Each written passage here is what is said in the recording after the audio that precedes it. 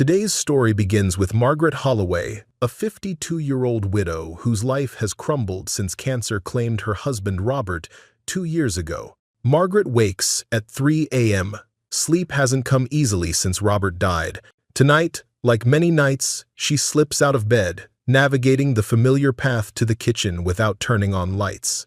In the kitchen, Margaret pulls Robert's reading glasses from the junk drawer and settles at the table, forcing herself to look at the foreclosure notice once more. 60 days to vacate.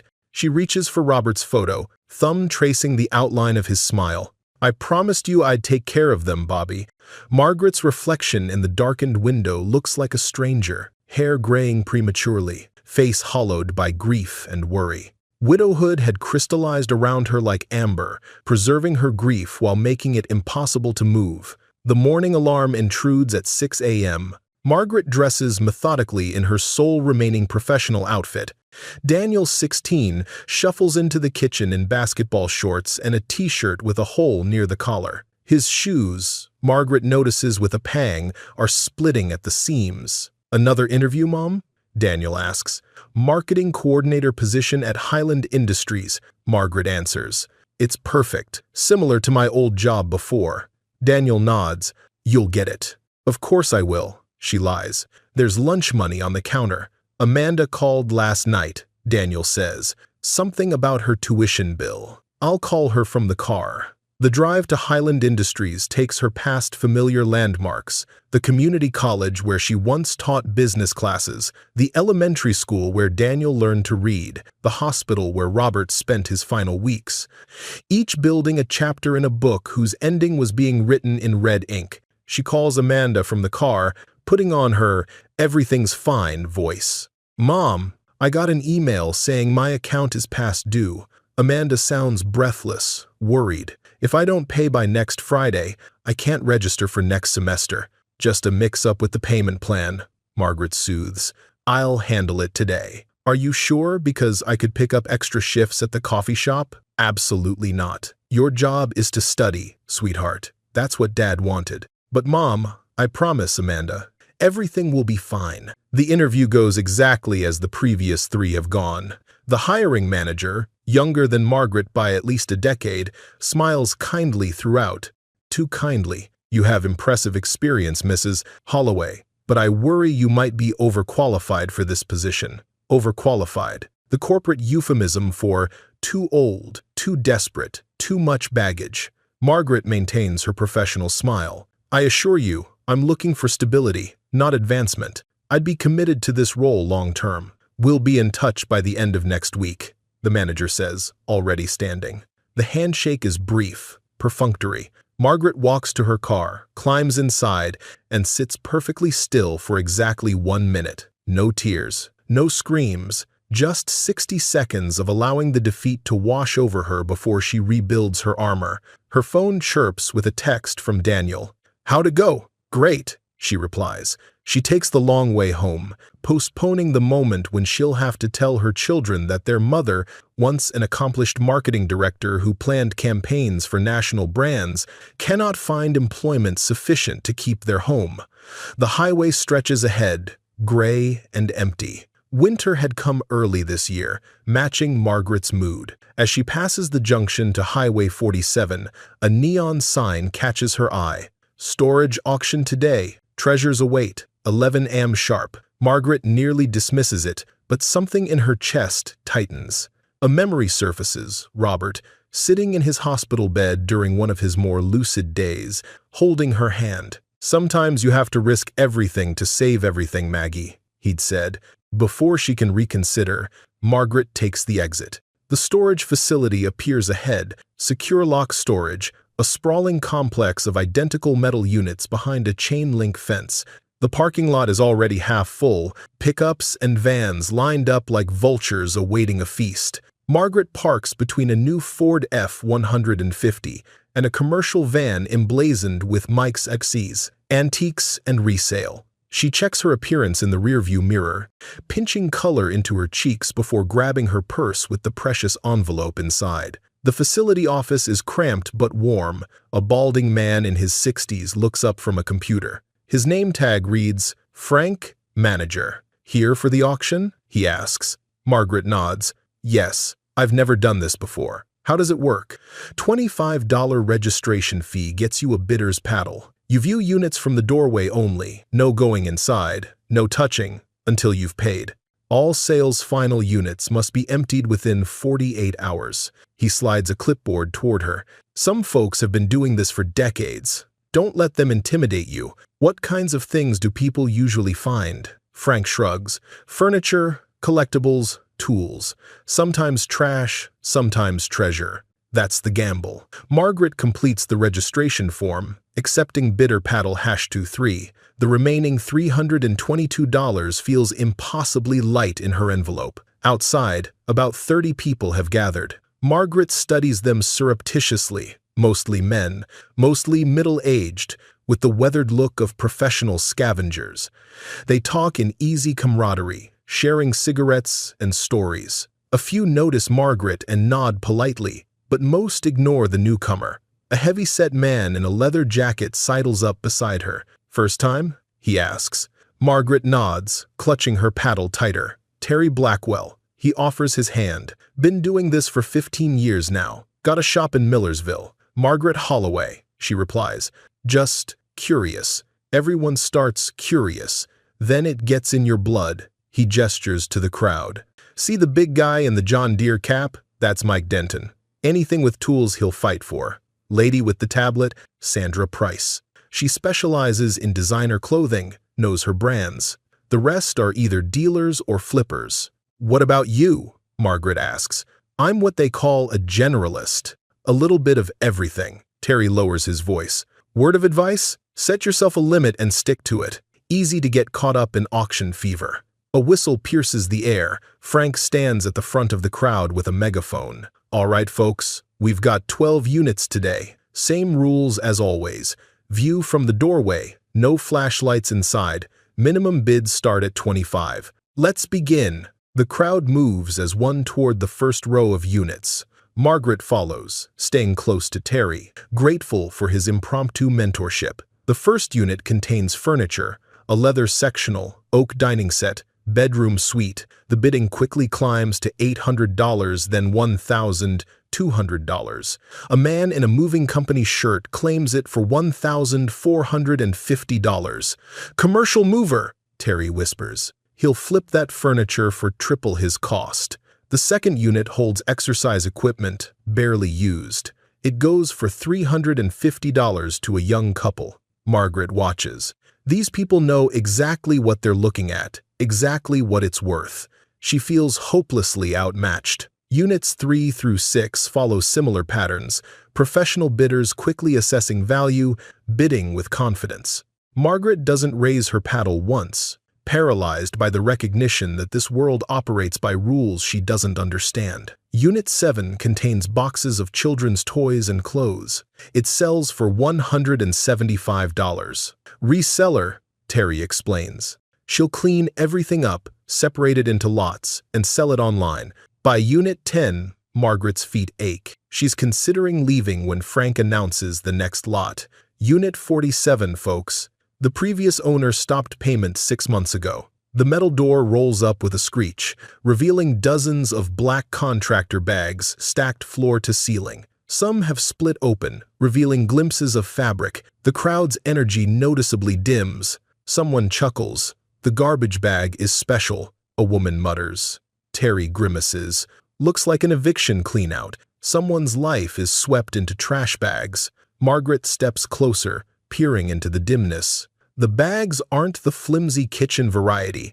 They're heavy-duty contractor bags, the kind Robert used when they moved into their home. Thick, black, designed to protect valuables, probably clothes and household junk, someone says. But Margaret notices something others don't. The careful way some bags are tied, the methodical stacking. This wasn't a hasty eviction. Someone cared enough to protect what was inside. Starting bid at $25. Frank announces silence. No paddles rise. 25 going at once, Frank calls. Glancing around, Margaret's heartbeat clattered like loose change in a dryer. Robert's voice echoes in her head. Sometimes you have to risk everything. $50. The words escape before she can reconsider, her paddles suddenly in the air. Heads turn. Terry looks at her with surprise. $50 for Unit 47, Frank confirms. Do I hear 75? Silence again. The crowd has already mentally moved on to the next unit. 75, Margaret calls. Frank blinks. 75 from bidder 23. Do I hear 100? Nothing. Going once. 100. Margaret's voice cracks. Terry touches her elbow. Are you sure about this? You can't see what's in those bags. I'm sure. $100 going once. Going twice. 150. The words burst from Margaret like a prayer. Frank looks genuinely confused now. Nobody fights over trash bag units. 150 going once. Going twice. 200. Margaret calls. A murmur ripples through the crowd. This doesn't happen. Not for bags of unknown content. 200 going once. Going twice. 250. Margaret feels lightheaded now. Frank hesitates. Ma'am, are you certain? You can't see inside those bags. Margaret thinks of Robert's last words to her. Take care of our babies. She nods firmly. 250 going once. Going twice. Sold to bidder 23.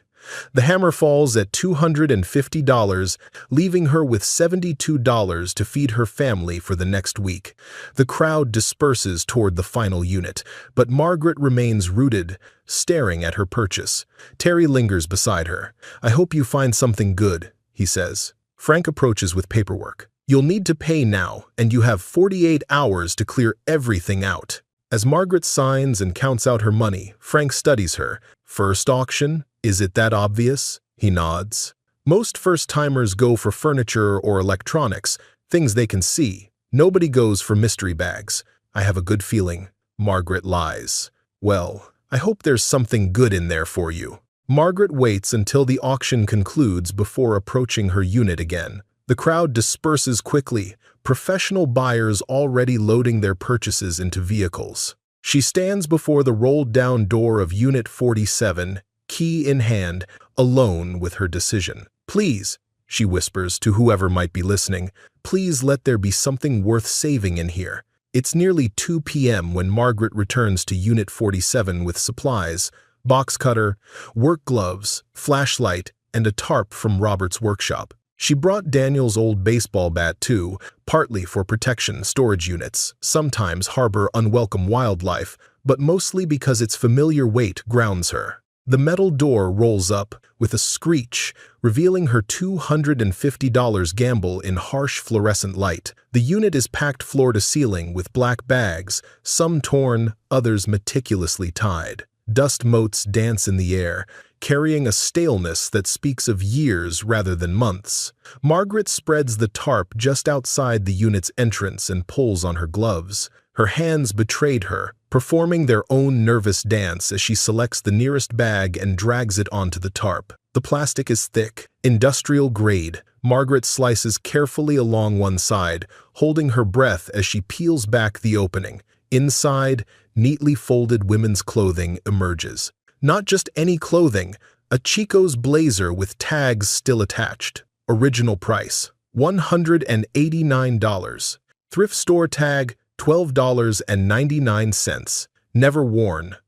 Okay, Margaret whispers, removing the blazer to reveal more clothing beneath.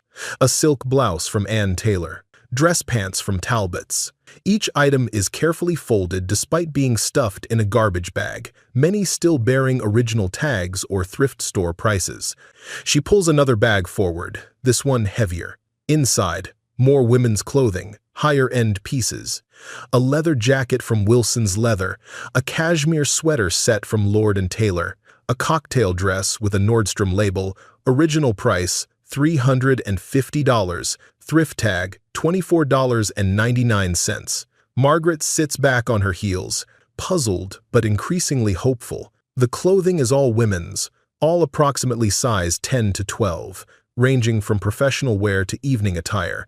The style suggests an older woman with sophisticated taste and substantial means, or at least someone who knew how to find quality at thrift prices. The third bag yields a significant upgrade, 6 handbags nestled among more clothing.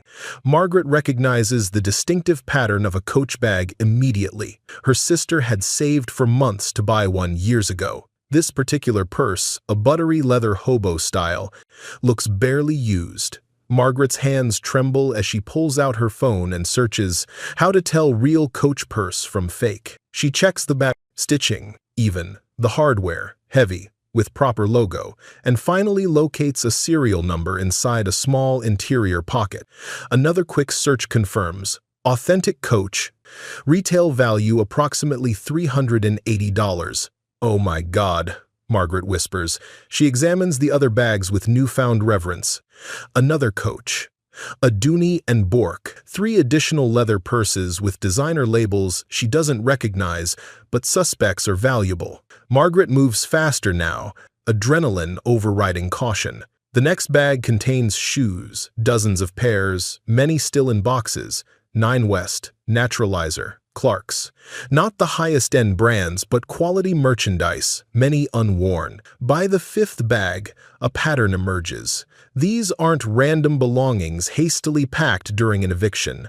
This is a carefully curated collection, systematically stored by someone who valued quality and took pains to preserve it. The 6th bag delivers the first true surprise: jewelry boxes. Not fine jewelry in velvet cases, but fashion pieces in distinctive packaging, Brighton collections with their recognizable heart motifs, Pandora charms nestled in individual pouches, sterling silver necklaces with Tiffany blue boxes that make Margaret's heart skip before she realizes they're not actually Tiffany, but a similar brand. She opens a small velvet pouch to find Pandora charms scattered loose, at least 20 metal pieces with distinctive designs. Margaret knows these are expensive. Her cousin collects them on a bracelet, each charm costing $50.90. A sterling silver heart, a graduation cap, a mother-child design, a tiny airplane, each telling part of a life story. Margaret sits amid the growing pile of discoveries, calculating rapidly. Conservative estimates put the Coach bags alone at nearly $1,000 in resale value. The clothing, properly sorted and listed online, could easily bring several thousand more. And the jewelry, especially the Pandora pieces, represents significant value if authentic. Her phone shows 4 p.m. Daniel will be wondering where she is. With reluctance, Margaret begins repacking the items she's examined, organizing them more carefully than she found them. She'll need to return tomorrow with boxes, proper storage containers, and a better inventory system. As she's securing the unit, a slip of paper falls from one of the repacked bags, a receipt. It's from a store called Eleanor's Attic Boutique, dated 3 years earlier. The purchaser paid by credit card, Eleanor Blackwood. Margaret tucks the receipt into her purse. A name. The first clue to whom these belongings once belonged. At home, Daniel is heating leftover spaghetti when Margaret enters. Arms laden with 2 Coach purses and a selection of clothing she couldn't bear to leave in the storage unit overnight. Mom? Daniel's expression shifts from concern to confusion. Where have you been? And what's all that? Margaret sets her treasures on the kitchen counter, suddenly aware how bizarre this must appear. I bought a storage unit, she says. You what? Daniel abandons the microwave. Why? It was an auction. I took a chance. Is this real? I think so, along with about 20 more bags of things. Margaret gestures to her bounty. Designer clothes, jewelry, handbags. Daniel, I think this might be valuable. Really valuable. How much did you pay? $250. Mom? Daniel's voice cracks with alarm.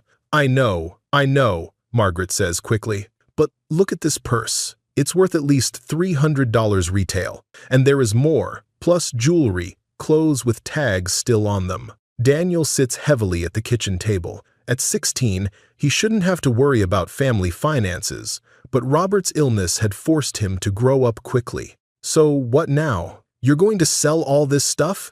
That's the idea. Margaret joins him. Dan, I think this might be the break we've been waiting for. But what if it isn't? Then we'll figure something out. We always do. She squeezes his hand. I need to call Amanda. In her bedroom, Margaret sits on the edge of the bed and calls her daughter. When Amanda answers, the background noise suggests she's at her campus coffee shop job. "Mom, is everything okay?" "Everything's fine, honey. I need you to research something for me. Do you have a minute?" "Sure. My break starts in 5. I need you to look up how to authenticate Coach handbags and Brighton jewelry, and maybe Pandora charms too." Why?" "I bought a storage unit today. It's full of what appears to be valuable items, but I need to verify they're authentic." "Mom, where did you get money to buy a storage unit?" "Amanda, please just help me with this research. I'll explain everything later." "Is this about my tuition? Because I told you I can take a semester off." "No, sweetheart. This might actually be good news. I just need to know what I'm dealing with." Amanda promises to call back with information, her tone mixing concern with curiosity. That evening, Margaret spreads her findings across the living room floor. Daniel helps, his initial skepticism giving way to interest as they examine each item more carefully. "This stuff belonged to someone named Eleanor Blackwood," Margaret explains. "I think she must have been wealthy, or at least comfortable. The quality of everything is exceptional. So why would it end up abandoned in storage? I don't know. Death, maybe? Family disputes? Sometimes people just can't deal with belongings after someone passes." The thought sits uncomfortably. Margaret had kept every item of Robert's clothing for 6 months after his death, unable to part with shirts that still held his scent. Only necessity, selling his better suits to pay for Daniel's school expenses, had finally forced her to begin letting go. Amanda calls back around 8 p.m., armed with information. "Coach has specific patterns to their C logos," she explains, "and authentic bags have particular types of hardware and lining. Based on what you've described, they sound legitimate. What about selling them? What could we get?" Used Coach bags in good condition sell for 30–60% of retail, depending on the style and demand. So maybe $150 to $250 each? There are consignment shops that specialize in designer items, or you could list them yourself on eBay or Poshmark. "The Brighton jewelry is trickier," Amanda continues. "It's not fine jewelry, but it has a strong following. Collectors will pay close to retail for discontinued pieces. Pandora charms are easier. They have markings and can sell for $30.70 used, depending on the design and whether they're retired." "Amanda, you're amazing. How do you know all this?" "Mom, I work with college girls who talk about nothing but clothes and accessories. Plus, Google exists." "Right," Margaret says. "Mom?" Amanda's voice turns serious. "What's going on? Where did this storage unit come from?" "I lost the job opportunity today. I was desperate, Amanda. Your tuition's due next week. We're 2 months behind on the mortgage." Her voice catches. "I saw the auction sign and just took a chance." "With our last money?" "Yes. And I know it was reckless. But honey, I think it might pay off. There's so much more in that unit I haven't even gone through yet." "What do you need me to do?" "Research for now. Can you look up how to sell these items most efficiently? And maybe the value of higher-end women's clothing? Many pieces still have tags." "Consider it done. I'll start tonight after my shift." Amanda pauses. "Mom, Dad would be proud of you, taking a risk like that." "Thank you, sweetheart. That means everything." After hanging up, Margaret returns to her examination of Eleanor Blackwood's possessions. Beyond their monetary value, she finds herself curious about the woman herself. Who was Eleanor? Why did she have so many beautiful things carefully packed away? Among the clothing, Margaret discovers a small envelope containing photographs. Most show a well-dressed older woman at various social functions, charity galas, political fundraisers, community events. Eleanor Blackwood appears to be in her 60s or 70s in the most recent photos, with elegantly styled silver hair, tasteful makeup, and always impeccably dressed. She has the confident posture of someone comfortable in social settings. In many photos, Eleanor stands beside important-looking people in formal attire. One photo particularly catches Margaret's attention. Eleanor with an older man in a military dress uniform adorned with medals, his arm protectively around her waist. They stand on what appears to be the White House lawn. Margaret turns the photo over. Written in elegant script, Richard and Me, Veterans Recognition Ceremony, 2015. Richard, a husband perhaps. As she organizes the photos, Margaret notices a pattern. The earlier ones show Eleanor and Richard together at various functions. The later ones show only Eleanor, suggesting Richard may have passed away. Another photo shows Eleanor receiving an award, the plaque partially visible. Outstanding Volunteer Service, Reagan Foundation. Margaret's exhaustion gives way to renewed fascination. Eleanor Blackwood wasn't just a woman with expensive taste. She appears to have been politically connected, socially active, and married to a military man. As she carefully repacks everything, Margaret finds herself speaking aloud to the empty room. Who were you, Eleanor? And how did your life end up in trash bags? The next day, Margaret returns to the storage unit at dawn, armed with proper storage containers, inventory sheets, and a renewed sense of purpose. Daniel comes along, his curiosity now fully engaged. Together, they establish a system. Margaret opens bags, Daniel catalogs items and repacks them in clear plastic bins. By midday, they've processed 12 bags, revealing an even more impressive collection than initially apparent. "Mom, look at this," Daniel calls, holding up a business card holder filled with elegantly embossed cards. Eleanor Blackwood, Beacon Consulting Services. Margaret takes the cards, turning them over in her hands. "She was a businesswoman, a successful one, I'd guess," Daniel adds. As they work deeper into the unit, business documents emerge, neatly filed tax records, receipts, client contracts, all suggesting Beacon Consulting was a thriving enterprise specializing in event planning for political and charitable organizations. Around 2 p.m., they discover something extraordinary, a bag containing not clothing or accessories, but carefully wrapped holiday decorations, hand-blown glass ornaments from specialty boutiques, Waterford crystal snowflakes in original boxes, a collection of Lennox Christmas figurines wrapped in acid-free tissue paper. "These are expensive," Daniel remarks. "My friend's mom collects these. Some are worth hundreds each." Margaret sits back on her heels, surveying their progress. They've barely made it through a quarter of the unit's contents, yet the value of their discoveries already far exceeds her initial investment. More importantly, Eleanor Blackwood is emerging not just as a name, but as a person, successful, cultured, socially connected, meticulous. Someone who valued beauty and quality, who moved in political circles, who apparently thrived after what appeared to be her husband's death. So why did her possessions end up here? And why packed in garbage bags, of all things?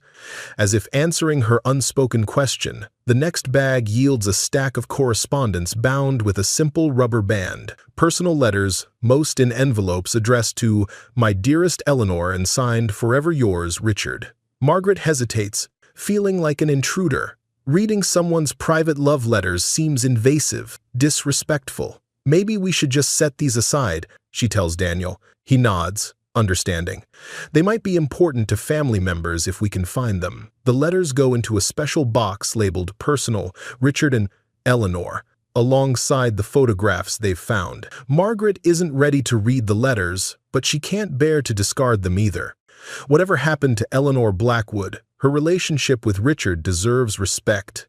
By late afternoon, Margaret and Daniel have transformed chaos into order. 24 clear bins line the storage unit's walls, each labeled with contents: designer clothing, size 10, Brighton jewelry, holiday collectibles, business records, and so on. "We should head home," Margaret says. "We've made good progress." "What about all this?" He gestures to the remaining bags, still at least 3/4 of the unit's contents. "I'll come back tomorrow," Margaret promises. "The deadline to clear out is tomorrow night, but Frank said he could give me an extra day if needed. I might rent this unit for a month while we sort through everything properly." As they prepare to leave, Daniel pulls one final bag forward. "Let's just check this one," he suggests. It feels different. The bag is heavier, denser than the others. When Margaret slices it open, she discovers why. Jewelry boxes. Not fashion jewelry like Brighton, but proper jewelry cases, the kind that might hold genuine precious metals and stones. With trembling fingers, Margaret opens the first box, a gray velvet rectangle with Jeweler's Exchange embossed in silver. Inside, nestled against black satin, lies a strand of pearls with a 14 kelvins white gold clasp. "Are those real?" Daniel whispers. "I think so. They're heavy, and see how the light plays differently on each one? That's typical of real pearls." The next box contains a sapphire pendant on a silver chain. Another holds a set of garnet earrings. A fourth reveals a gold bracelet with what appears to be genuine jade insets. "Mom," Daniel's voice is hushed with awe. "I think we just found the jackpot." Margaret nods wordlessly, carefully returning each piece to its case. This isn't costume jewelry or even mid-range accessories like Brighton. These are genuine gemstones and precious metals, not necessarily museum-quality pieces, but certainly worth thousands rather than hundreds. As they secure the unit for the night, Daniel says quietly, "Do you ever wonder if Dad somehow knew? If he's watching out for us somehow?" "I don't know," she answers honestly. "But it does feel like something guided me here. Eleanor's stuff was waiting for you to find it. That's what I think." On the drive home, Margaret allows herself to begin calculating. Conservatively, the items they've cataloged so far could bring $15,000, $20,000 if sold properly. The remaining bags might contain much more. For the first time since Robert's diagnosis, Margaret feels something unfamiliar blooming in her chest. Hope. That night, after Daniel goes to bed, Margaret spreads Eleanor's photos across the kitchen table once more. She studies the woman's face, dignified, confident, joyful in many images. The perfect strand of pearls that appears in nearly every formal photo might be the very one Margaret held today. "Thank you," she whispers to the smiling face in the photographs. "I don't know how your treasures ended up in that storage unit, but they might just save my family." Day 3 at the storage unit begins with unexpected company. Amanda has driven 2 hours from campus, arriving on Margaret's doorstep at 6 a.m. with coffee and determination.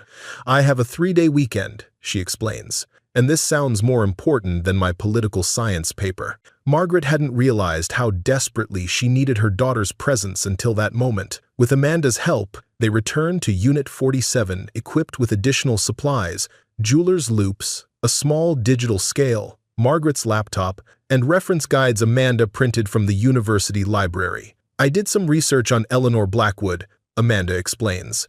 "There's not much online, but I found mentions of her in several political fundraising committees from 2008 to 2018. She appears in donor lists for the Reagan Foundation, Bush Library, and several veterans organizations."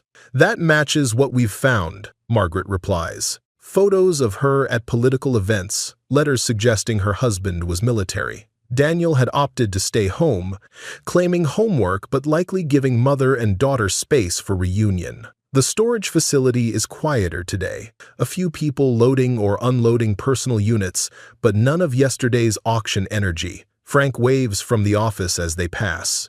"Making progress?"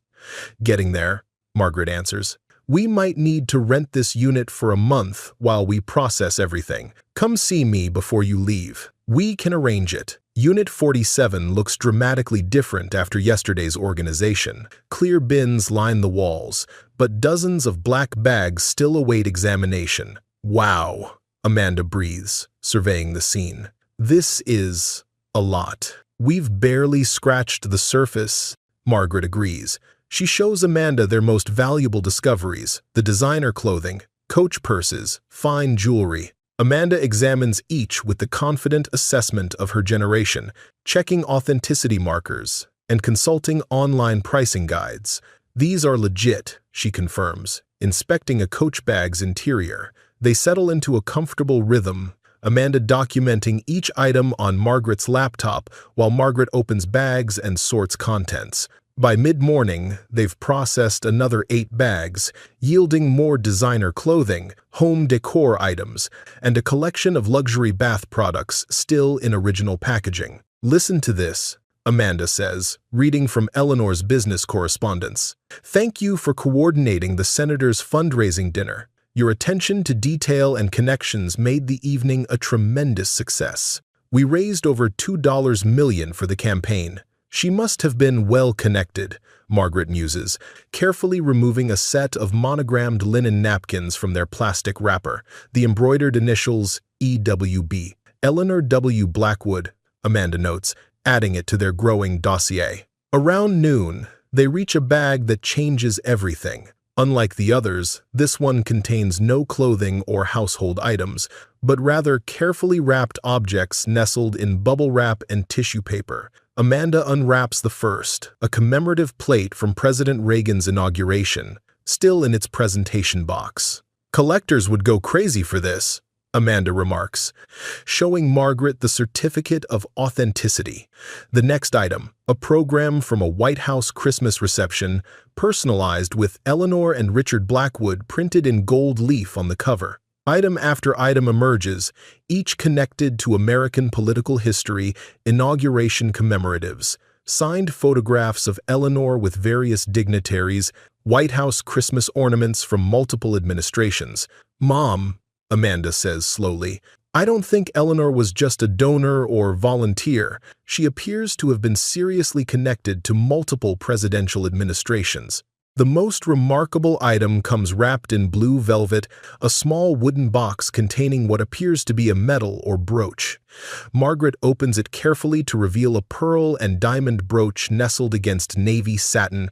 Accompanying documentation makes her gasp. "Certificate of authenticity," she reads aloud, "pearl and diamond brooch, formerly belonging to First Lady Patricia Nixon, acquired from White House estate sale, 1985. Amanda leans forward, eyes wide.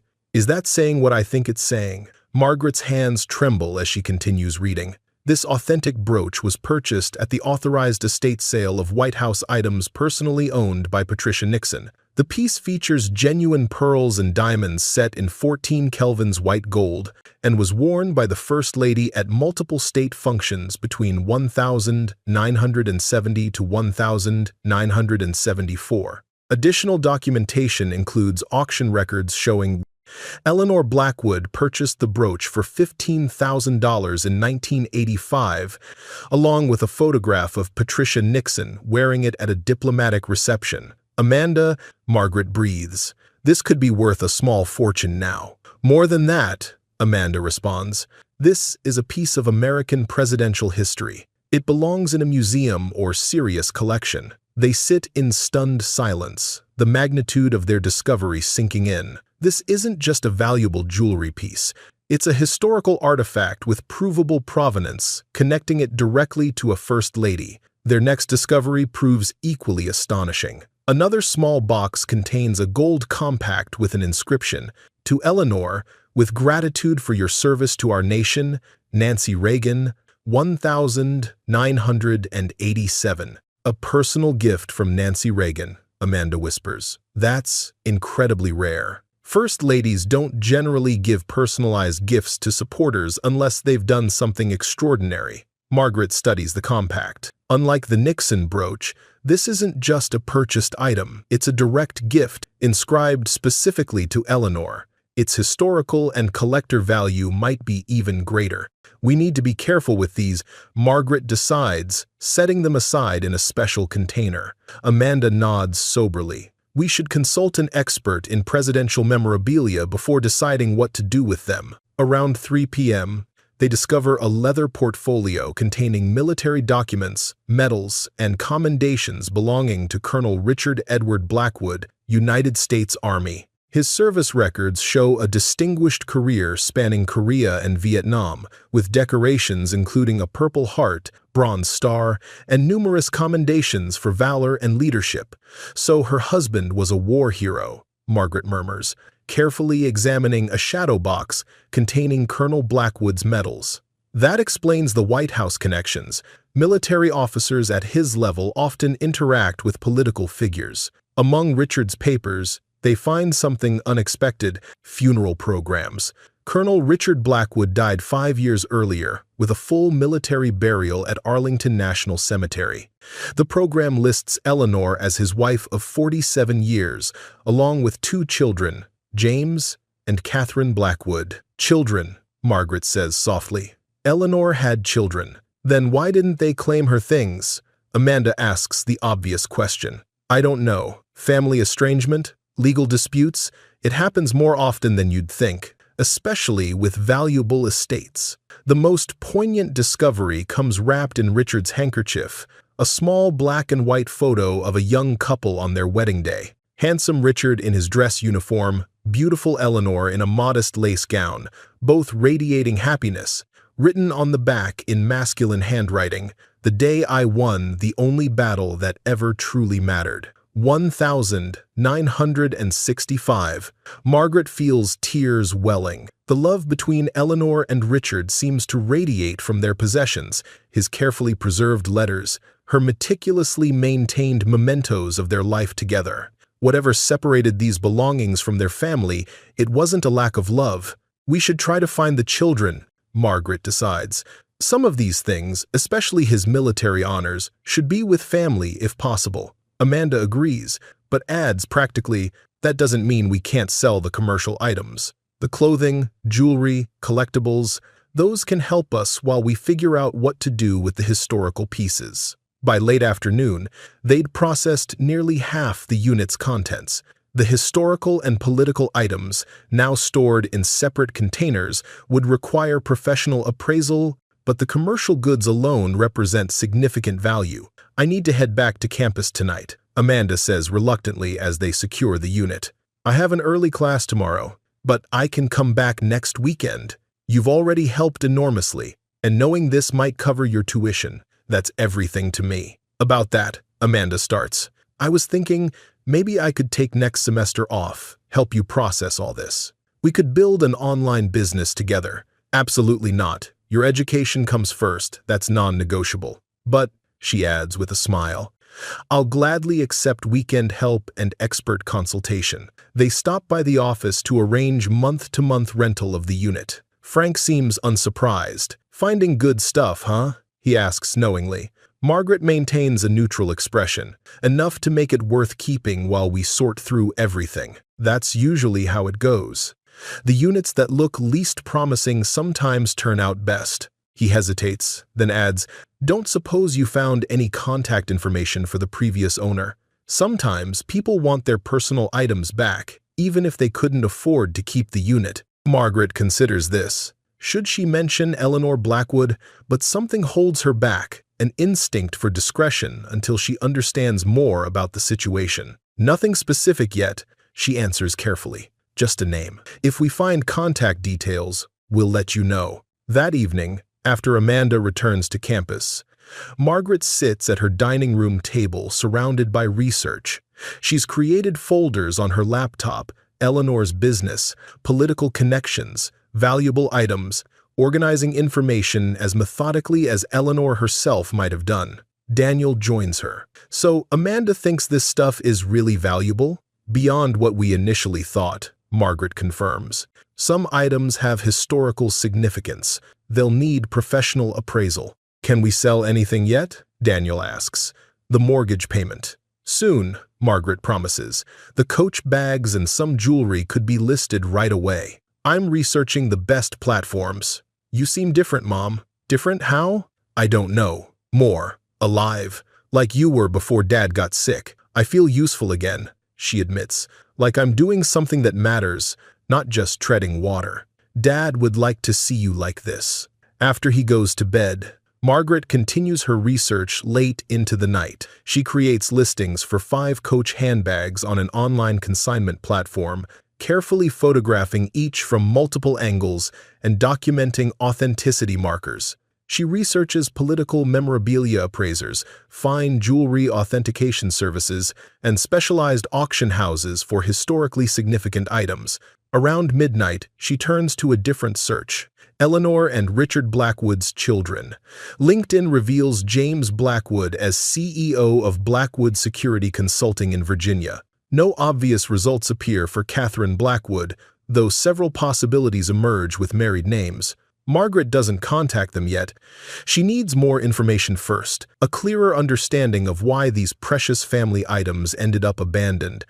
But knowing they exist, that they can be found if necessary, provides reassurance. She falls asleep at the table, computer still open, surrounded by photos of Eleanor's life. For the first time since Robert's death, Margaret dreams not of loss, but of possibility. The next morning brings unexpected progress. 2 of the Coach bags have already sold, one for $225, another for $175. The funds won't be released until the buyers receive the items, but it's confirmation that their appraisals were accurate. Margaret spends the day alternating between creating more listings and returning to the storage unit. Working alone allows her to focus on a specific category: Eleanor's business records, receipts, client contracts, and tax documents reveal Beacon Consulting as a surprisingly profitable enterprise. What began as a small event planning business expanded into political fundraising consultation, eventually grossing over $300,000 annually at its peak. Bank statements show account balances once reaching 6 figures. Eleanor Blackwood wasn't just wealthy through marriage, she was financially successful in her own right, a female entrepreneur who built substantial wealth during an era when that was less common. Most interesting are the client lists. Eleanor's company organized events for senators, governors, military foundations, and charitable organizations. Her Rolodex, an actual physical Rolodex, charmingly vintage, includes direct contact information for people whose names Margaret recognizes from news headlines. These discoveries deepen the purpose: mystery. A successful businesswoman with political connections and substantial assets shouldn't have her possessions end up in an abandoned storage unit. Something significant and likely tragic must have occurred. Late that afternoon, Margaret makes her most startling discovery yet. Hidden among business files, she finds medical records. Eleanor Wilson Blackwood, diagnosed with early-onset dementia, 2018. Treatment notes and care facility documentation tell a heartbreaking story. Eleanor's condition deteriorated rapidly following Richard's death. By 2019, she required full-time memory care. The most recent documents, dated 18 months ago, show her transfer to a specialized nursing facility, Guardian Memories Care Center. Margaret sits back, stunned. Dementia explains much about the abandoned storage unit. As Eleanor's condition worsened, perhaps her children struggled to manage her affairs. Business closed, house sold, possessions hastily packed, the typical aftermath when someone can no longer manage independently. But why wouldn't her children retrieve such valuable and sentimental items? The military medals alone should have been important to Richard and Eleanor's children. Further searching yields possible answers. Legal correspondence suggesting disputes between James and Catherine over their mother's care and estate. A letter from Eleanor's attorney mentions ongoing disagreements, making it difficult to resolve outstanding matters, including the storage unit. Contents. Family discord. How many estates has Margaret seen fractured by it? When her own father died, her brothers didn't speak for a year over a disputed woodworking shop. Eleanor's story grows clearer. A successful woman who built a business and political network, who lost her beloved husband and then her own mind, whose children became entangled in disputes while their mother's treasures sat forgotten in a storage unit. That evening, Margaret calls Amanda with updates. "We should contact the nursing home," Amanda suggests, after hearing about the medical records. "If Eleanor is still alive, we need to handle this differently." "I'll call tomorrow," Margaret agrees, though given the timeline and the fact that Frank said payments stopped 6 months ago, neither completes the thought. If Eleanor died in care, with family disputes unresolved, the abandoned unit makes tragic sense. The Coach bags sold. Margaret changes the subject. $400 already, with more listings active. That's fantastic, and just the beginning. Before ending the call, Amanda mentions something unexpected. "I told my political science professor about the Nixon brooch and Reagan compact." Without naming names or giving specifics, she adds quickly, "He said items with that kind of provenance and documentation can be worth tens of thousands to the right collectors." He recommended an appraiser who specializes in presidential memorabilia. The conversation leaves Margaret both hopeful and pensive. The financial prospects are increasingly promising, but Eleanor's story has become personal to her. She recognizes in Eleanor another woman who built a life through determination, who loved deeply, who faced challenges with dignity. "I'll make sure your treasures find proper homes," she whispers to Eleanor's photograph, "and I'll find your children if I can, I promise." Over the following days, Margaret establishes a routine: mornings for creating listings and packing sold items for shipment, afternoons at the storage unit, methodically processing remaining bags, evenings for research and inventory management. By day 7, she sold nearly $2,000 worth of items, mainly handbags and jewelry, with clothing moving more slowly but steadily. The dining room has transformed into a processing center, with labeled boxes, shipping supplies, and inventory sheets covering every surface. Daniel helps after school, his initial skepticism transformed into entrepreneurial interest. He's particularly useful with technology, creating spreadsheets that track each item from discovery to sale, calculating profit margins, and suggesting optimal pricing. The presidential items remain carefully stored, awaiting professional appraisal. Margaret has arranged a consultation with the expert Amanda recommended, but the appointment is still 2 weeks away. Meanwhile, the everyday items, clothing, household goods, collectible, continue generating steady income. Margaret calls Guardian Memories Care Center, introducing herself carefully as someone helping organize Eleanor Blackwood's affairs. The response confirms her suspicion. Eleanor passed away 8 months earlier. The administrator remembers her as a lovely woman who often spoke of her White House connections, but whose family visited infrequently. The confirmation of Eleanor's death resolves any ethical qualms about selling her possessions. Legally, the storage auction transferred ownership to Margaret. Morally, she's now certain she's not disposing of a living person's treasured belongings. On day 10, Margaret reaches the back of the storage unit and makes her most significant discovery yet. A heavy black trash bag, different from the others, contains what appears to be Eleanor's most personal archives: photo albums, scrapbooks, and a leather-bound journal. The journal reveals Eleanor's private thoughts during her final cogent years. Entries from after Richard's death express grief, loneliness, and increasing awareness of her cognitive decline. Richard has been gone 2 years today. The children visited, but the tension between them makes these occasions more stressful than comforting. James believes Catherine is only interested in her inheritance. Catherine thinks James mismanaged my affairs during my hospital stay. Neither sees what their father would. That love matters more than things. I've decided to document my most valuable possessions and their stories.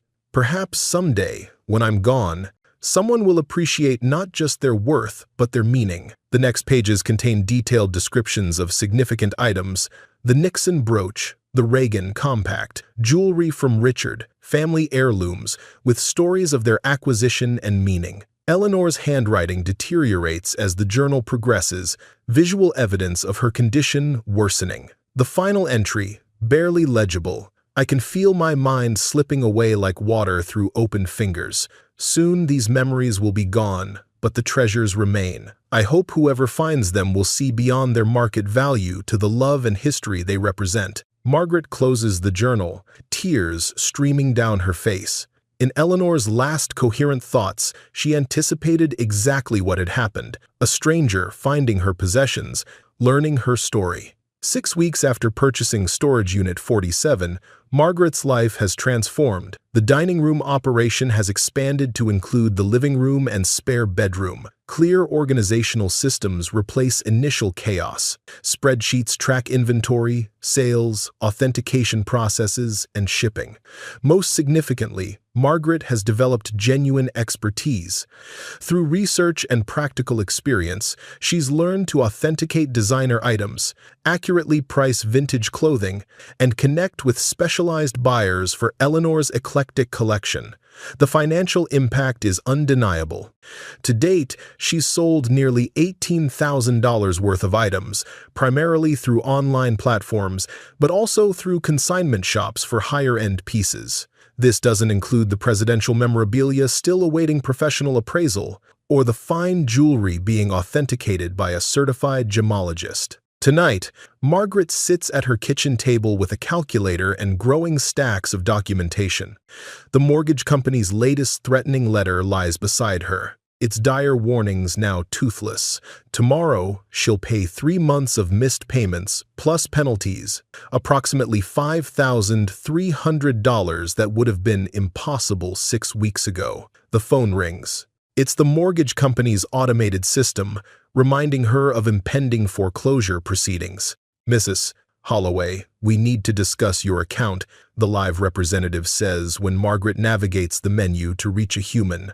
For the first time in 2 years, Margaret's voice is steady, confident. "I'll have your full payment by tomorrow, plus penalty fees."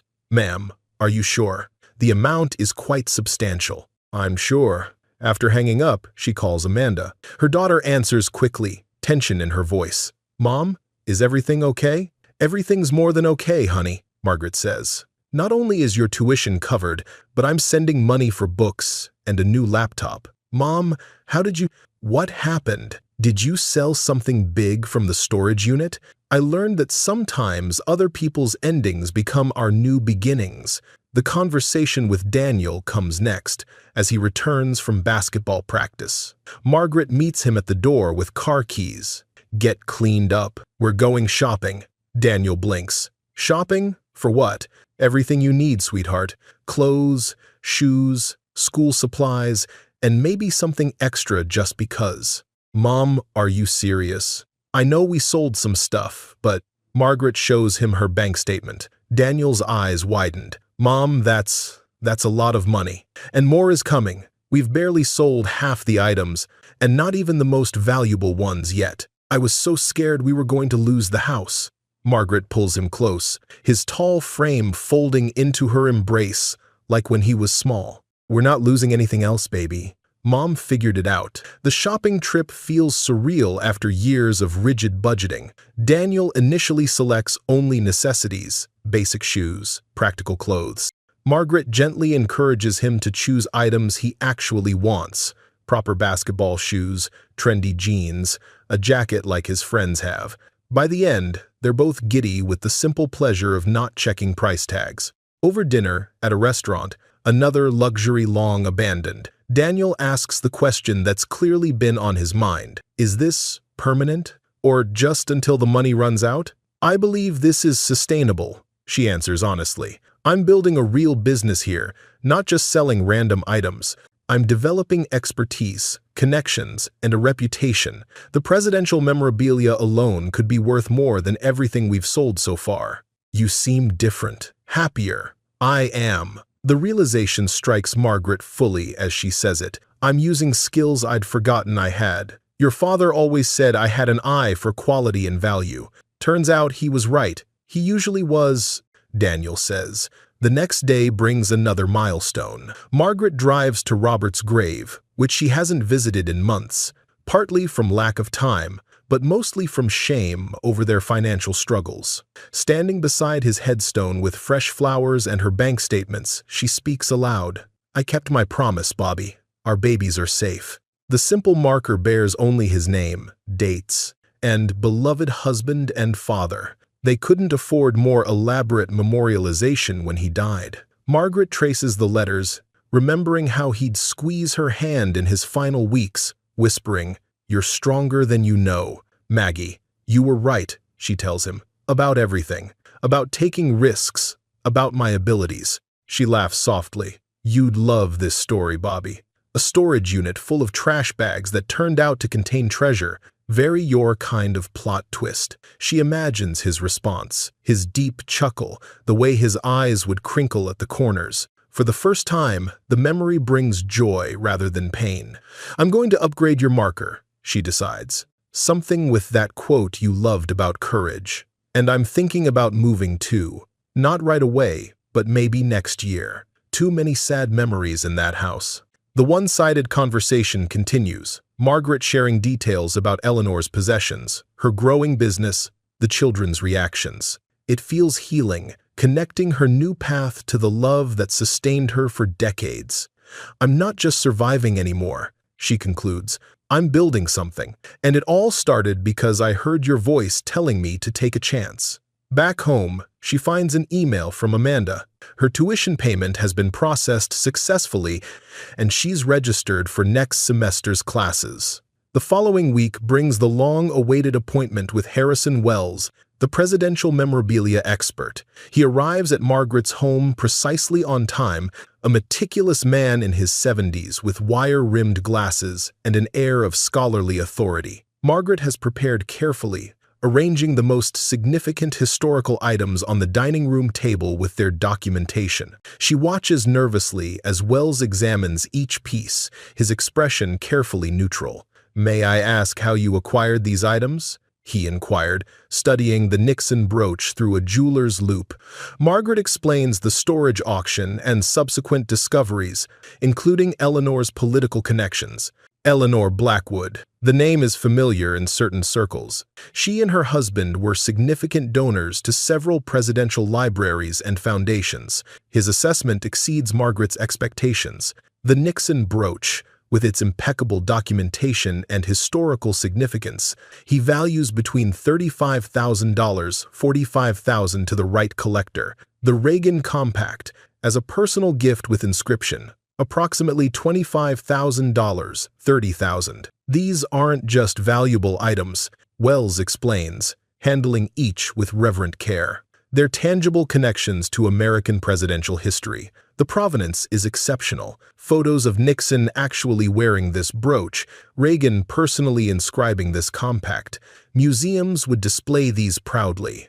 Other political items, signed photographs, commemorative pieces, White House Christmas ornaments, he values collectively at another $20,000, $25,000. You have options, Wells concludes. Private collectors would pay premium prices, particularly for the Nixon and Reagan pieces. Presidential libraries or museums might offer less financially but would ensure the items remain accessible to the public. Specialized auctions could potentially yield the highest returns but involve more uncertainty. He leaves Margaret with contact information for reputable auction houses, private collectors, and museum acquisition departments. Whatever you decide, these items deserve proper handling. They're pieces of American history. After he departs, Margaret sits stunned by the valuation. The historical items alone could bring $80,000, $100,000, far more than she ever imagined. Combined with the remaining jewelry, clothing, and collectibles,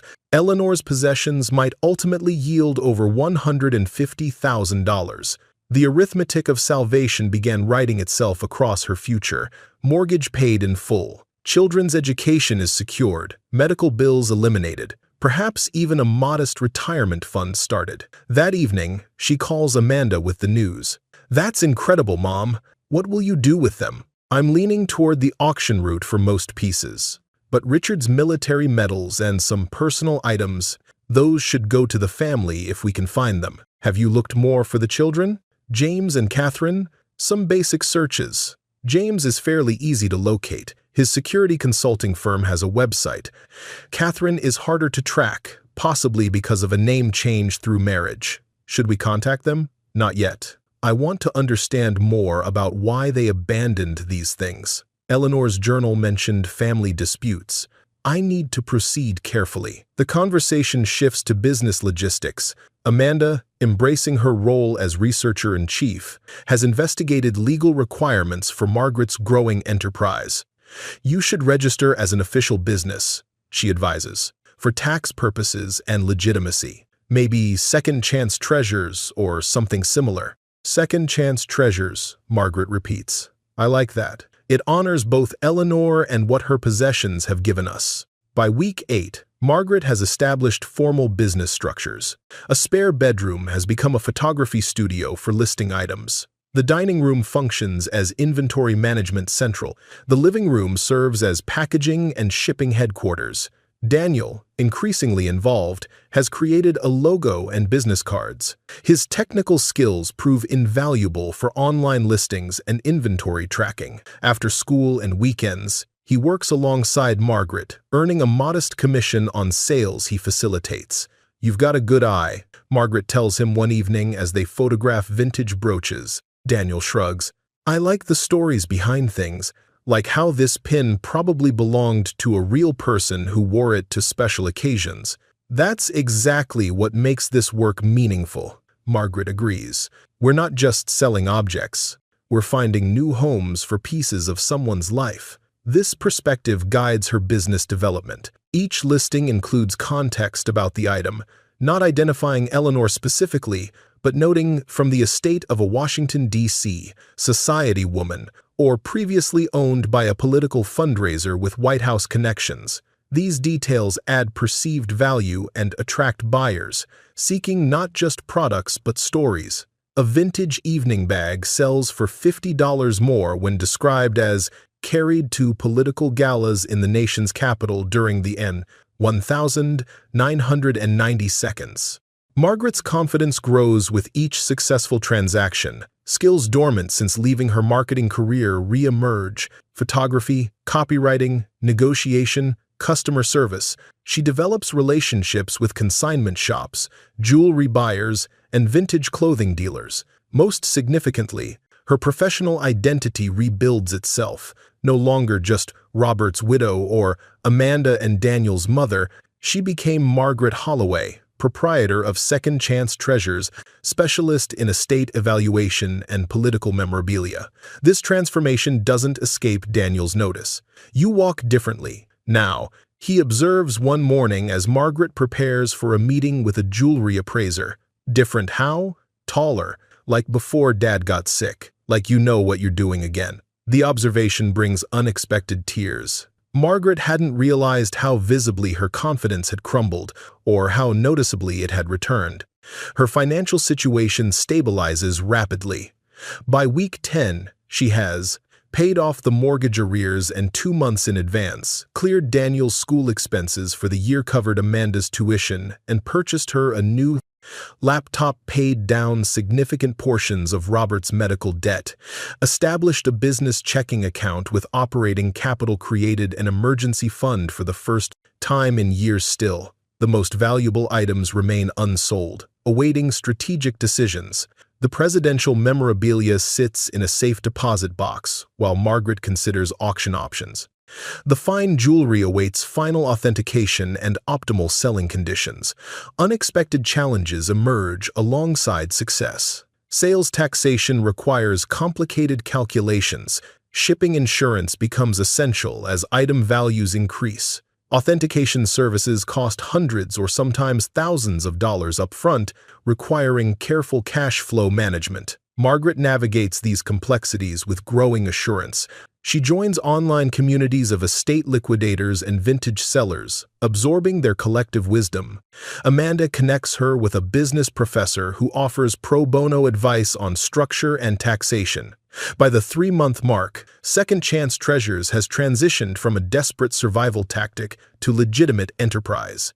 Margaret now rents a small storefront in a local antique mall, displaying select items while maintaining online operations from home. The storage unit stands nearly empty, its contents either sold, displayed for sale, or carefully preserved pending authentication. Eleanor's personal papers, photographs, and Richard's military honors remain separated from commercial inventory, awaiting decisions about their fate. One rainy afternoon, Margaret returns to the storage facility to formally terminate her rental agreement. The unit that changed her life now contains only empty bins and packing materials. Frank meets her at the office to process paperwork. "Found some good stuff after all, huh?" he asks. "Life-changing, actually. I've started a business based on what I found." "Good for you," Frank says. "Most units just yield temporary relief. Sounds like yours brought something more permanent." As Margaret turns to leave, Frank calls after her. "By the way, I got a call about that unit a few days ago. A guy named Blackwood asked if anyone had claimed the contents. What did you tell him?" "Just that the unit was auctioned months ago, as per our legal obligation. Didn't give your name or anything." Frank studies her reaction. "Should I have?" "No, that's fine," Margaret assures him. "Did he leave contact information?" "Nope. Said he'd call back, but hasn't yet." The encounter unsettles Margaret deeply.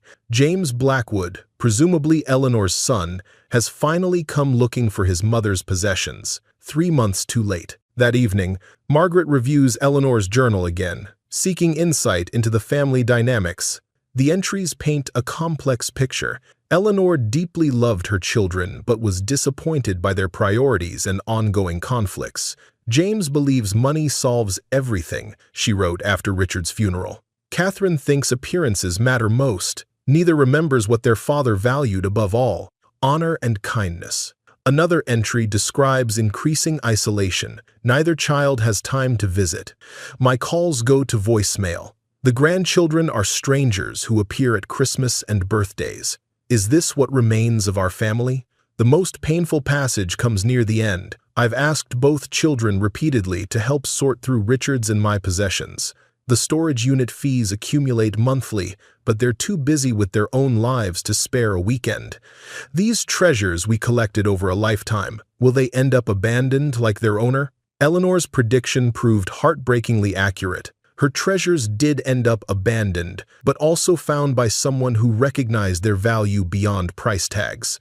Margaret makes a decision. She will contact James Blackwood, but first, she'll prepare thoroughly. If the storage unit call suggests renewed interest in Eleanor's possessions, she needs to understand his motivations and protect herself legally. Amanda helps research James Blackwood more extensively. His security consulting firm specializes in government contracts, with offices in Virginia and Florida.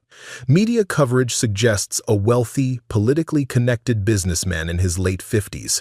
His company biography mentions proud military heritage but conspicuously omits personal details. Catherine proves harder to track until Amanda discovers a society page mention of Catherine Blackwood Reynolds at a charity gala in Palm Beach. Further searching reveals she married investment banker William Reynolds 15 years ago and now chairs several charitable foundations. Both siblings live lives of apparent wealth and social position, making their abandonment of valuable family possessions even more perplexing. Margaret consults an attorney who specializes in estate matters. He confirms that the storage auction transferred legal ownership to Margaret. She has no obligation to return anything. However, he suggests that if she chooses to return personal items of sentimental but limited financial value, such a gesture might prevent potential complications. Armed with legal clarity and thorough research, Margaret drafts a carefully worded email to James Blackwood's business address. Dear Mr. Blackwood, I recently acquired the contents of a storage unit previously rented in the name of Eleanor Blackwood. Among the commercial items were personal effects, including family photographs and military honors belonging to Colonel Richard Blackwood. While the storage auction legally transferred ownership to me, I believe these particular items hold sentimental value that transcends their market worth. I would be willing to return specific personal mementos, particularly Colonel Blackwood's military honors, to his family. If you're interested in discussing this matter, please contact me at your convenience. Sincerely, Margaret Holloway, Second Chance Treasures. The response comes within hours, not an email, but a phone call from James Blackwood's executive assistant requesting an immediate meeting. Margaret agrees to meet James at a local restaurant the following day, suggesting a public setting for this initial contact. That night, she carefully selects items to bring: a few family photographs, one of Richard's lesser military medals as proof of provenance, and copies, not originals, of certain documents establishing Eleanor and Richard's identities. The truly valuable items remain secured elsewhere. Sleep eludes her as questions circle. Will James Blackwood be grateful or hostile? Does he know what treasures his mother possessed? Is he genuinely interested in family mementos or only valuable assets? Morning brings another surprise: sales notifications from 3 online platforms. While Margaret slept, items sold totaling $4,700. Second Chance Treasures has developed momentum independent of her daily efforts, a legitimate business rather than just a temporary salvation. This success bolsters her confidence as she prepares to meet James Blackwood. Whatever his reaction, she approaches him not as a desperate widow who got lucky, but as a businesswoman who recognized value where others saw only trash bags. James Blackwood cuts an imposing figure as he enters the restaurant, tall, silver-haired, impeccably dressed in a tailored suit that suggests both wealth and power. Margaret recognizes Eleanor's eyes in his face and Richard's military bearing in his posture. He scans the room, locates Margaret, and approaches with purposeful strides. His handshake is firm but not aggressive, his smile professional rather than warm. "Mrs. Holloway, thank you for agreeing to meet on such short notice. Please, call me Margaret." James sits, immediately signaling for service, a man accustomed to attention. After ordering coffee, he addresses Margaret directly. "You have my mother's belongings." "Yes, I purchased the contents of her storage unit at auction 3 months ago." "I see." His expression reveals little. "And now you're selling these items through your business." "Some items, yes," she acknowledges. "The commercial goods, clothing, household items, collectibles. But I've kept personal effects separate, particularly family photographs and your father's military honors. Those are what I offered to return to you." "That's unexpectedly considerate. They're part of your family history. They belong with their family if possible." "If possible," he repeats. The server's arrival with coffee creates a momentary pause. Margaret uses the interruption to retrieve the folder she brought, removing several photographs. "I thought you might like to see what I found. This appears to be your parents' wedding day." "Yes. Dad always kept this in his wallet." Margaret passes another image, Richard in full-dress uniform receiving a commendation, Eleanor beaming beside him. "This seems to be from a military ceremony in the 1982nd. James nods. "Distinguished Service Medal presentation. I was in college then." For several minutes, Margaret shares selected photographs, watching as James's professional facade softens incrementally with each image. His responses become less guarded, more personal, occasionally including brief anecdotes about events pictured. "This was their anniversary cruise," he notes at one point. 30 years. Dad surprised her with it. Finally, Margaret removes the military medal she brought, a National Defense Service medal, one of several identical ones in Richard's collection. "This is just one example of your father's military honors. There are many more, including his Purple Heart and Bronze Star." James stares at the medal, then at Margaret, genuine emotion finally breaking through his controlled exterior. "Why did you contact me?" he asks directly. "You legally own everything in that unit. You could have sold it all without a word." "Because some things shouldn't be bought and sold," Margaret answers. "Your father served his country with distinction. His honors should be with his family." "Mrs. Holloway, Margaret, I owe you an explanation, and perhaps an apology." He sighs deeply, rotating his coffee cup absently. "After my father died, my mother began showing signs of dementia. It progressed rapidly, complicated by grief. My sister Catherine and we disagreed about her care, fundamentally and persistently. The controlled exterior cracks further as painful memories surface. Catherine wanted Mother in assisted living near her in Florida. I thought she should remain in Virginia with in-home care. We argued while Mother declined. By the time we realized how serious her condition was, she required full-time memory care. That must have been devastating," Margaret offers. "We had to liquidate most of her assets to fund her care. The house sold, furniture auctioned or donated, the storage unit." He hesitates. "That was where we placed items we couldn't decide about immediately. Mother's personal belongings, Dad's military things, household goods neither of us had room for. And then we kept fighting," James admits. "Over money, over Mother's care, over old grievances that suddenly seemed urgent. The storage unit became symbolic of our inability to cooperate. Neither would go without the other, neither would compromise on dividing contents. So it remained in limbo. Yes, we kept paying the fees automatically, telling ourselves we'd deal with it someday. Then Mother died, and the estate went into probate, with more complications between Catherine and me." James rubs his forehead wearily. Somehow, the storage payment arrangements lapsed during legal shuffling. By the time I realized, it was too late. The explanation rings true, not neglect born of indifference, but the tragic consequence of family dysfunction during crisis. Margaret has witnessed similar patterns among friends and relatives when death and dementia collide with unresolved tensions. "I understand," she says quietly. "You're being extraordinarily gracious about this. Most people would simply profit from our family dysfunction and move on.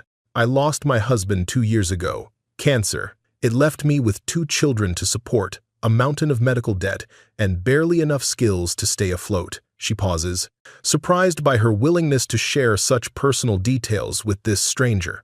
"That storage unit saved my family from financial ruin, but in the process of cataloging your mother's possessions, I came to know her, through her things, her photographs, even her journal." "Her journal?" James looks startled. "She documented her thoughts as her condition worsened. It was evident how deeply she loved you and your sister, despite the difficulties. I'd like to see that journal, if possible." Of course, it's among the personal items I've kept separate. Their conversation shifts to practical matters.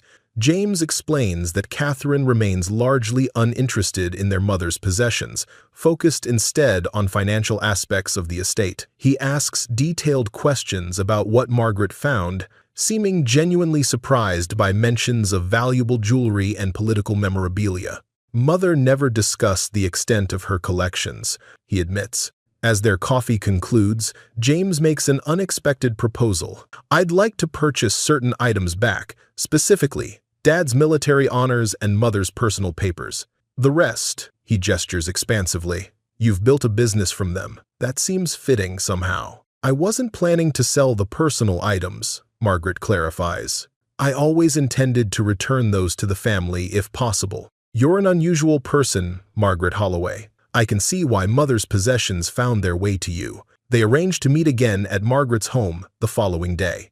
James will review the personal items Margaret has kept separate, while she'll prepare an inventory of particularly significant pieces he might wish to reclaim beyond family documents and military honors. As they part, James asks suddenly, "Did you find a sapphire necklace, by chance, in a black velvet case? It was Dad's last gift to Mother." "Not yet, though I haven't processed everything.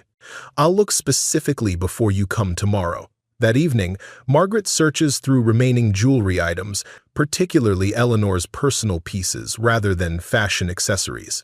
She finds nothing matching James's description until she revisits a container labeled "Military Honors, Colonel Blackwood." Hidden beneath Richard's Purple Heart box, wrapped in tissue paper, she discovers a small black velvet case she previously overlooked. Inside lies an exquisite diamond and sapphire necklace, a pendant featuring a large sapphire surrounded by diamonds suspended on a platinum chain. A note in Richard's handwriting accompanies it. "For my Eleanor, who served our country as faithfully as any soldier.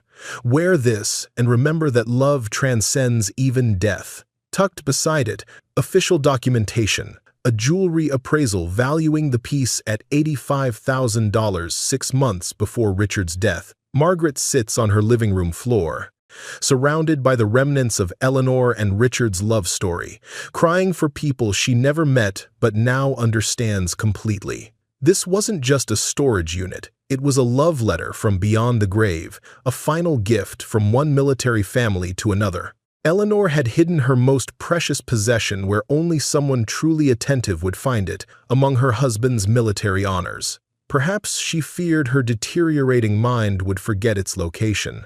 Perhaps she wanted to ensure it remained connected to Richard's memory. The next day, James arrives at Margaret's home, visibly anxious. His corporate polish has diminished, replaced by the more vulnerable demeanor of a son confronting his mother's legacy. Margaret has prepared carefully, personal items displayed respectfully in her living room, the journal placed prominently, and military honors arranged in their proper order of precedence as military protocol dictates. James stands silently before the display, emotions playing across his face. He lifts photographs, examines medals, and gently touches items that clearly trigger memories.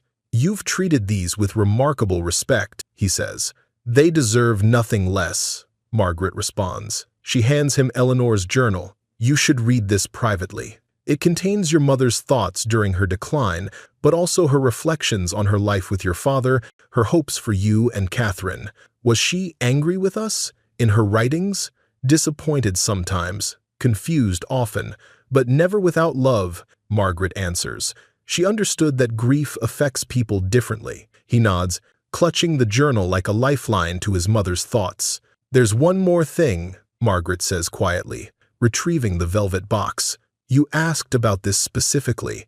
Dad's sapphire, he whispers, tears forming. He bought it on their last anniversary. I helped him select it. It was hidden with his military honors, Margaret explains, showing him Richard's note. And it's quite valuable. It wasn't about the value for him, James responds. The sapphire matched her eyes. Dad always said Mother's eyes were his guiding stars through war and peace alike. The moment crystallizes something for Margaret. Beyond financial value, beyond historical significance, these objects embody human connections. Every item in that storage unit represented relationships, memories, moments that mattered. James wipes his eyes, embarrassed by his display of emotion. I apologize. This is more affecting than I anticipated. No apology needed. These are powerful reminders.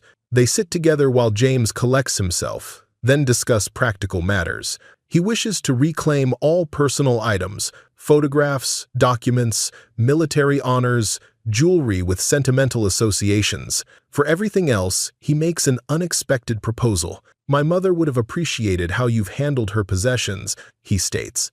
The care you've taken, the respect you've shown, the business you've built, it honors her legacy rather than simply liquidating it. From his briefcase, James removes a check. This isn't for the items, those are yours by legal right. This is from Mother's estate, which Catherine and I finally settled properly. She would have wanted this money to go to someone who honored her memory. Margaret stares at the check, stunned by the amount. $50,000. I can't accept this, she protests. There's one condition, James continued. Mother always supported military families and widows. She'd want you to remember that blessing comes with responsibility. The parallel between their situations strikes Margaret forcefully. She, too, is a widow rebuilding life after devastating loss. Eleanor would understand her journey intimately. I'd like to offer a business proposition as well. My company regularly works with clients who need estate liquidation, downsizing assistance, or valuation of political and historical items. Your expertise would be valuable to them. The offer represents more than additional income. It's professional recognition of skills Margaret has developed through necessity and determination. A path forward that honors both Eleanor's legacy and Margaret's own capabilities.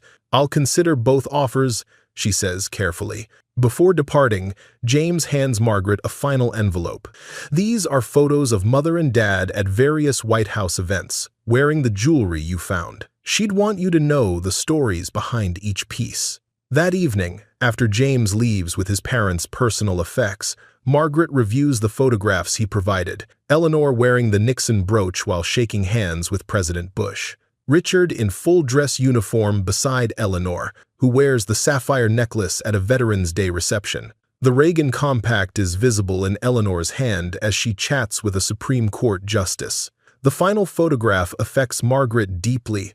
Eleanor and Richard standing together on their last anniversary, she wearing the sapphire necklace, he in a suit with his military lapel pin. Their faces reflect decades of partnership, challenges weathered together, love deepened by time. Written on the back in James's handwriting, their last anniversary. Dad said that night, "We've built a legacy that matters, Ellie. Not just things, but service and love." Margaret recognizes the truth in those words. Eleanor and Richard's legacy wasn't just possessions, it was the impact of their service, the relationships they built, the principles they embodied. Similarly, Robert's legacy wasn't financial security he couldn't provide, but the love and courage he instilled in his family. Margaret's tears now are not of grief, but gratitude for Robert's enduring influence that gave her courage to take that fateful risk, for Eleanor's treasures that provided not just financial salvation, but renewed purpose. The following week brings significant developments. Margaret accepts James's check, committing to use part of it to establish a small foundation supporting military widows and their children. She also agrees to consult for his clients, requiring estate valuation or liquidation services. The presidential memorabilia, the Nixon brooch and Reagan compact, she consigns to a prestigious auction house specializing in political Americana. With James's additional photographs establishing provenance, the auction house estimates even higher values than initially projected. Most importantly, Margaret officially incorporates Second Chance Treasures as a legitimate business entity. The mission statement reflects lessons learned through Eleanor's possessions, finding new stories for treasured objects, honoring their past while creating their future. Amanda comes home for a weekend to help reorganize the expanded business.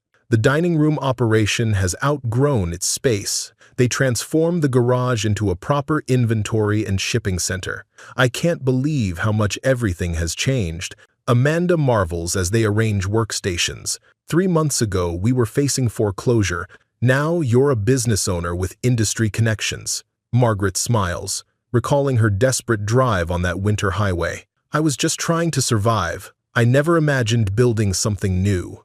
Dad would be so proud, Amanda says, not just of the business success, but how you honored Eleanor's story.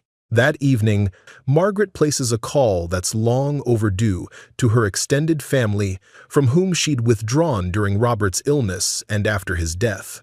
Pride and shame had kept her isolated, unwilling to admit her financial struggles or accept help that felt like charity. Now she reconnects from a position of strength, inviting siblings and their families for a proper reunion. The resulting gathering fills her home with laughter and conversation, healing breaches created by grief and absence. Her brother Michael, examining her business cards and inventory systems, remarks with admiration, "You've created something remarkable here, Maggie. From absolutely nothing. Not from nothing." She corrects him. From someone else's ending. That's the beauty of it. Everything valuable has a history before it comes to us and a future after it leaves us. As winter turns to spring, the presidential items go to auction. Margaret attends in person, watching as the Nixon brooch sells for $42,000 and the Reagan compact for $28,000, both exceeding estimates and generating interesting media coverage that further enhances her business reputation. With debts cleared and financial security established, Margaret faces a new question. What next? The initial urgency of survival has passed. Eleanor's possessions have mostly found new homes. The business operates smoothly with established systems and growing client referrals. The answer emerges gradually as Margaret helps other families navigate loss and transition. Second Chance Treasures evolves from simply selling valuable items to providing comprehensive estate services, helping families preserve what matters most while respectfully repurposing what doesn't. 1 year after purchasing Storage Unit 47, Margaret receives an unexpected package from James Blackwood. Inside, she finds a small replica of Richard's bronze star mounted in a shadow box with a simple inscription, "For courage when it mattered most." A note accompanies it. "Mother would have wanted you to have this. Your courage in taking a chance on that storage unit mirrors the spirit that earned Dad his medals. Both of you understood that sometimes saving others requires risking everything." Margaret displays the replica prominently in her office, a daily reminder of interconnected lives and second chances. Below it, she places a framed photo of Robert, ensuring both men whose courage influenced her journey remain present in her new beginning.